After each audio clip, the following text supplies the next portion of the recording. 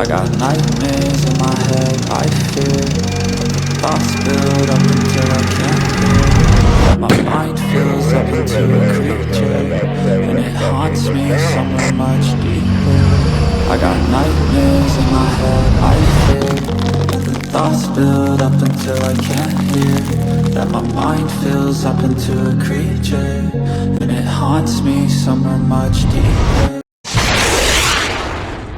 Hello and welcome to True Crime Rocket Science, the most authentic voice in true crime. Google Clare Marshall and you won't find a single news story from the past 24 hours.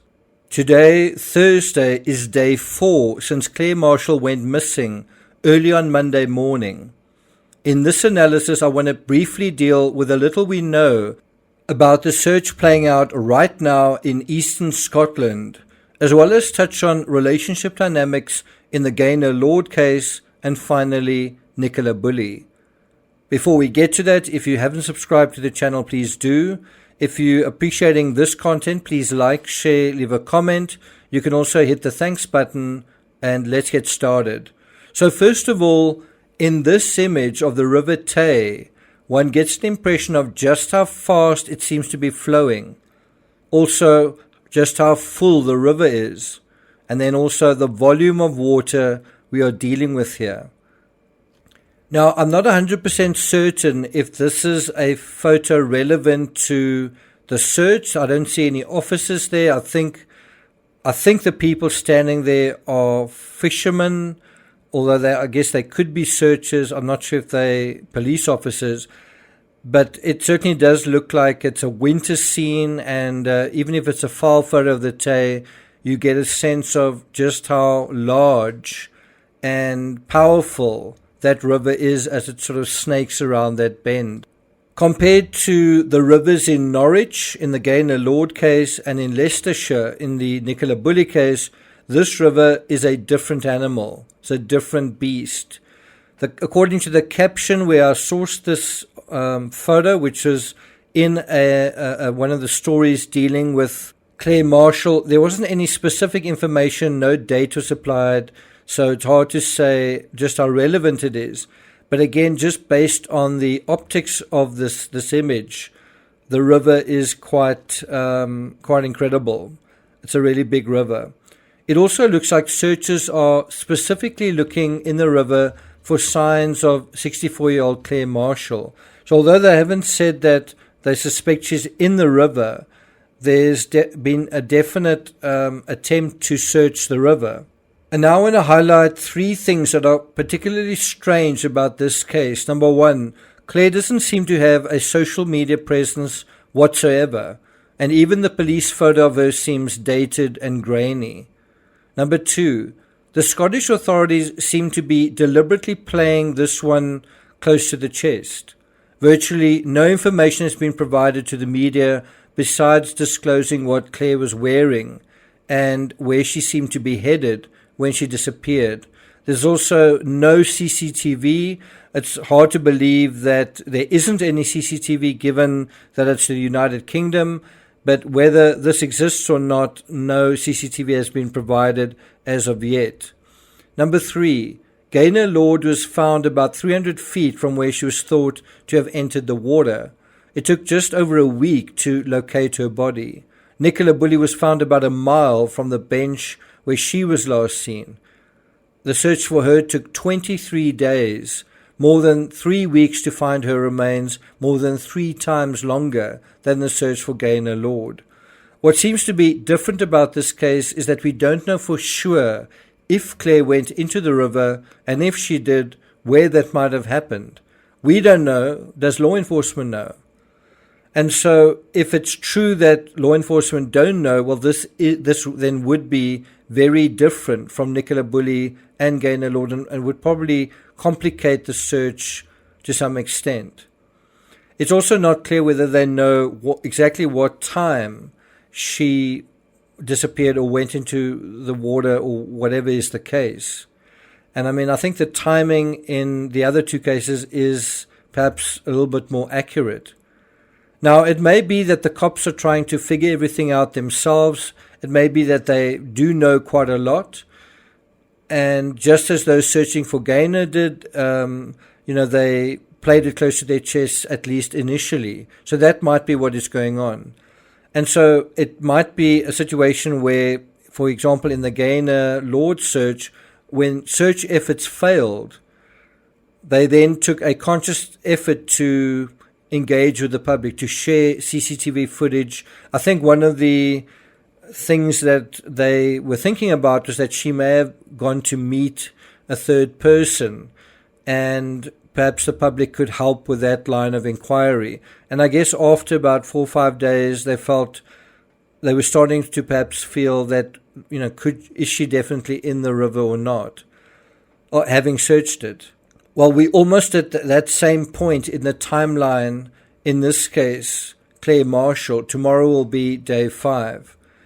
So we may or may not be heading towards a similar juncture in this case. If we get to day 5 or 6 without any leads or evidence, law enforcement might ask the public for information.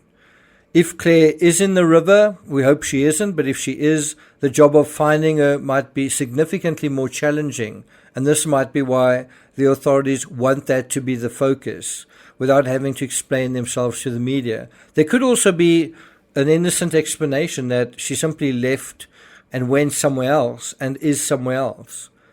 But one would imagine if she caught a train or a taxi or entered the fabric of society somewhere, then she would have appeared on CCTV. At this point, one does have to wonder, where is Clare's phone? Now let's move on to Gaynor. Now, this is a little bit sensitive. I'm trying to deal with it in a sensitive way. But as predicted, after finding Gaynor's body and positively identifying it, the media have gone completely silent, as if to say, mystery solved, let's move on. Of course, Gaynor's family, they won't be moving on, and they will, our hearts go out to them, will find it very hard to get through this Christmas without her. And so I had a look at one of her daughter's Instagram pages. I was looking for Gaynor since she's dropped out of the news. And I noticed an image that the Daily Mail used from her page, from this daughter's page. I noticed that has been deleted. So I'm looking for just some information about Gaynor. And the one little link to a news story, that's now been deleted. It's been scrubbed. In any event, I couldn't find any support, any interaction, any reference to her mother on this platform. No photos. It's possible that her daughter uses her Instagram expressly for promotional or professional reasons, but I found it a little strange that her mother is nowhere to be seen. And I suppose you could say the same about my Instagram. I don't know about your Instagram, but I'm in my 50s and I don't take a lot of selfies. Her platform is a series of selfies, so it's hard to say whether this is about privacy. I couldn't help cautiously wondering, was Gaynor estranged from any of her relatives, or were any of her relatives estranged from her? She'd been married twice, and that's certainly a recipe for estrangement of a sort. And I think she'd had children with 2 different husbands. And so the question then is, was this a source of unhappiness at all? And you might say, it's none of your business, but it does go to the potential relevance of Christmas being a time that you would typically look forward to as a parent. But it can be an unhappy time for whatever reason when, perhaps if all relationships aren't hunky-dory. In terms of grieving on social media, I've got a friend who, even 2 years later, constantly peppers every aspect of her social media with images of her late husband. That's how she thinks of him, that's how she remembers him. And maybe people grieve differently, who knows, but it's simply a thought I thought I would share. Now on to Nicola Bully. Almost a year after Nicola Bully, there's still some mystery regarding whether Nicola screamed or not. And I know the public have largely formed their opinions on that. And although I think there's a little bit of a mystery regarding that aspect, I think that's not the case with a lot of people, where they think it's pretty clear. I know that some people regard it as gospel, that it's a fact that Nicola screamed because two witnesses said during the inquest that they heard screams. Well, I'm not sure if that's the case. I'm not sure if it's a fact that it's Nicola, because this never made it into the media narrative, and the police never mentioned it either during their many press conferences. Also, the conclusion of the inquest that she fell in by accident and died within a very short period, less than 30 seconds, that suggests that the inquest itself didn't seem to regard the witness testimony as relevant or perhaps even credible.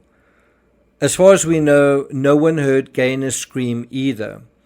And this is an area where I think people will tend to project themselves rather than be open to the evidence itself or to the reality of the situation. And that's quite important. What actually happened here, not what do you think happened here, and there's a difference. Obviously, the scream aspect is also very symbolic.